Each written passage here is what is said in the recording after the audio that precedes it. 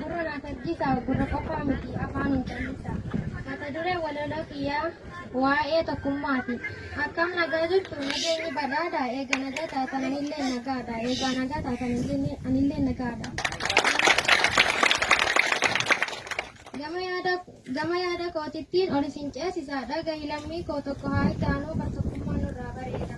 Dhagahi abbaa koo dhagahi haadhotoo. Tokkummaan jiraannan waliif yaaduun jira. Tokkummaan jiraannan jaalallis ni jira. Tokkummaan jiraannan jaalallis ni jira.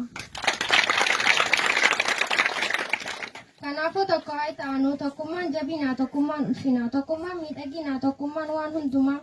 Inni gamta jiruuf jaalalaan jiraanna. Inni gamta jiruuf jaalalaan jiraanna. Namni yoo miidhamee kan waliif dirmatu kunu tokkummaadha wanti biraan jirtu.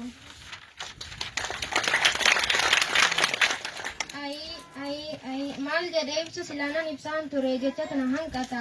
Faayidaa tokkummaa himee hin xumuruunan xumuraan ture yeroo tana hanqata.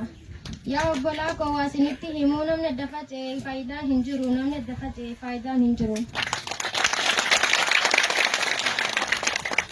Barumsaa barannoo faayidaa guddaa qaba.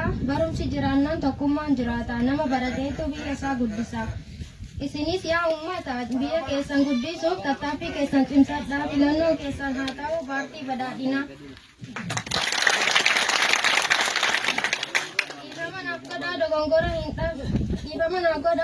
hin dhabu. Ani ilma namaatii kan hin dogongore rabbi alamaatii kan hin dogongore rabbi alamaatii. Doomaa waan dhaggeeffataniif guddaa galatoomaa.